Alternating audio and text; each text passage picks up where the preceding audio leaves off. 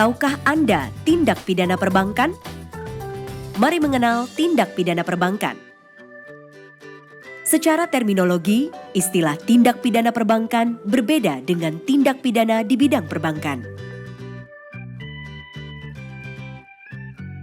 Tindak pidana di bidang perbankan yaitu segala jenis perbuatan melanggar hukum yang berhubungan dengan kegiatan dalam menjalankan usaha bank dan diancam dengan pidana.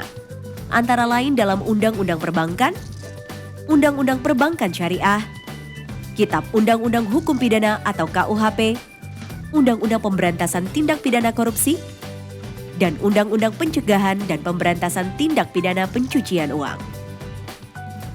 Tindak pidana perbankan merupakan perbuatan yang dilarang dan diancam pidana dalam Undang-Undang Perbankan dan Undang-Undang Perbankan Syariah. Tindak pidana perbankan atau yang dikenal dengan TP Bank adalah tindak pidana yang memenuhi unsur-unsur sebagaimana dimaksud dalam pasal 46 sampai dengan pasal 50A Undang-Undang Perbankan atau pasal 59 sampai dengan 66 Undang-Undang Perbankan Syariah. Ruang lingkup TP Bank adalah tindak pidana berkaitan dengan perizinan, tindak pidana berkaitan dengan rahasia bank, tindak pidana berkaitan dengan pengawasan bank, tindak pidana berkaitan dengan kegiatan usaha bank, tindak pidana berkaitan dengan pihak terafiliasi, tindak pidana berkaitan dengan pemegang saham, tindak pidana berkaitan dengan ketaatan terhadap ketentuan. Lalu, seperti apa contoh kasusnya? Dimulai dari kasus penghimpunan dana tanpa izin. PT Bata Bersaudara adalah sebuah perusahaan milik Bata dan 3 orang adik kandungnya, yaitu Bati, Bate, dan Batu. Bata sebagai direktur, Bati sebagai wakil direktur, serta Bate dan Batu sebagai marketing. Awalnya Bata menjalankan usaha sendirian dengan menawarkan investasi dengan bunga 5% per bulan kepada orang-orang di sekitar tempat tinggalnya. Dana terkumpul semakin besar, Bata mulai ekspansi anggotanya dengan melibatkan Bati, Bate, dan Batu. Cara menarik masyarakat dengan membagikan brosur, memberi hadiah, menjadi sponsor acara, dan menggelar pertemuan dengan tokoh masyarakat setempat. Masyarakat tertarik menjadi anggota dan mentransfer dana ke rekening PT Bata Bersaudara. Dalam waktu 2 tahun, 7.000 orang berinvestasi dengan dana sebesar 800 miliar rupiah. Memasuki tahun ketiga, PT Bata Bersaudara kesulitan mencari anggota baru. Akibatnya pembayaran bunga mulai tersendat. Beberapa anggota mulai khawatir dan meminta pencairan dana lebih cepat. Bata Bersaudara panik dan menghindari anggotanya. Akhirnya diketahui bahwa investasi PT Bata Bersaudara adalah investasi ilegal. PT Bata Bersaudara tidak memiliki izin dari Otoritas Jasa Keuangan untuk menghimpun dana dari masyarakat. Kasus ini melanggar ketentuan pasal 46 Undang-Undang Perbankan. Dan berikut adalah tipsnya. Tips pertama, pastikan bahwa orang atau badan usaha yang menawarkan produk investasi telah memiliki izin sesuai dengan kegiatan usahanya. OJK, Kementerian Koperasi dan UMKM, Badan Pengawas Perdagangan Berjangka Komoditi. 2. Pastikan adanya surat izin usaha perdagangan atau SIUP, tanda daftar perusahaan atau TDP, dan izin lainnya. 3. Pelajari investasi yang ditawarkan, seperti tujuan investasi dan suku bunga yang diberikan. 4. Jangan tergiur dengan janji keuntungan yang tidak wajar. 5. Lakukan pemantauan secara berkala terhadap perkembangan produk yang diinvestasikan.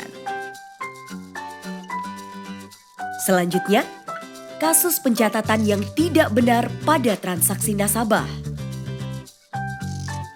Libra, seorang relationship manager Bank Zodiac yang berparas cantik dan ramah, yang juga menjadi seorang komisaris di suatu perusahaan perdagangan skala kecil bernama PT Sagittarius.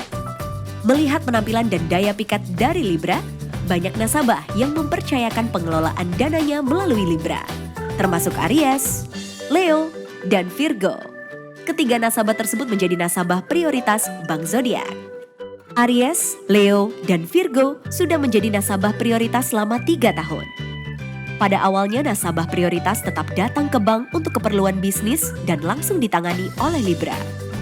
Rasa nyaman dan kepercayaan nasabah prioritas kepada Libra sebagai relationship manager Bank Zodiak menjadikan nasabah memberikan formulir pentransferan kosong yang telah ditandatangani untuk keperluan transaksi berikutnya.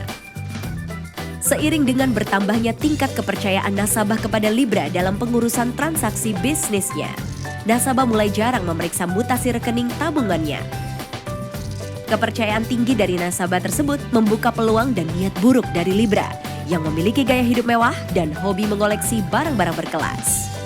Libra mulai menyalahgunakan formulir transfer kosong yang telah ditandatangani oleh Aries, Leo, Virgo, dan 33 nasabah lainnya. Bahkan dalam aksinya, berani memalsukan tanda tangan beberapa nasabah. Formulir transfer yang tidak sah diserahkan ke teller dan diotorisasi oleh head teller yang mengira formulir transfer tersebut dari nasabah sebenarnya. Mengingat tanda tangan mirip dan transaksi rutin dilakukan melalui Libra. Selama 2 tahun melakukan penyimpangan, Libra berhasil mengambil dana sekitar 50 miliar rupiah dan ditransfer ke rekening milik suami Libra, adik kandung Libra, dan PT Sagittarius milik Libra. Tindakan Libra terbongkar ketika Aries, Leo, dan Virgo melakukan pengecekan mutasi rekening dan akhirnya mengetahui adanya transaksi yang tidak pernah dilakukan.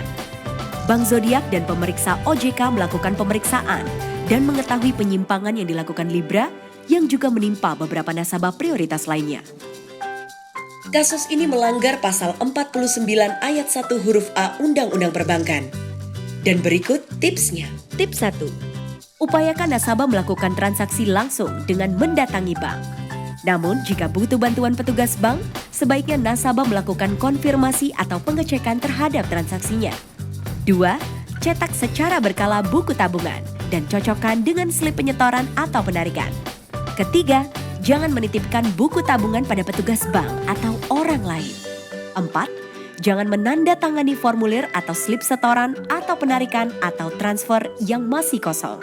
5. Tingkatkan pengawasan dan supervisi dari atasan sehingga mengurangi perbuatan oknum yang tidak bertanggung jawab. 6. Perhatikan gaya hidup pegawai bank yang ada.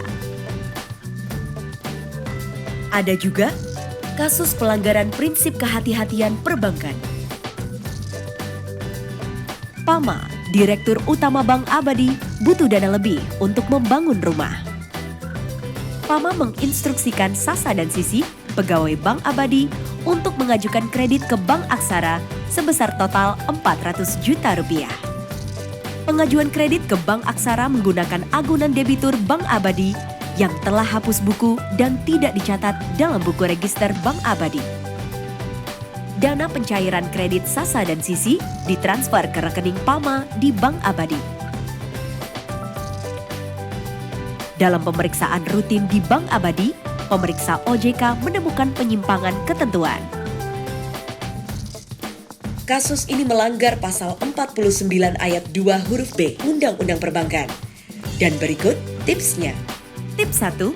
Pegawai bank harus memahami ketentuan yang berlaku di bank. 2. Analis kredit agar meningkatkan kemampuan analisis kredit mulai dari proses permohonan kredit sampai dengan proses pencairan kredit. 3. Jika mendapat perintah dari atasan yang melanggar ketentuan, maka bawahan wajib menolak untuk melakukan perintah tersebut. 4. Manfaatkan program Whistleblowing System atau WBS jika mengetahui ada pelanggaran terhadap ketentuan yang berlaku. Semoga masyarakat memahami dan terhindar dari adanya tindak pidana perbankan. Pahami dan hindari.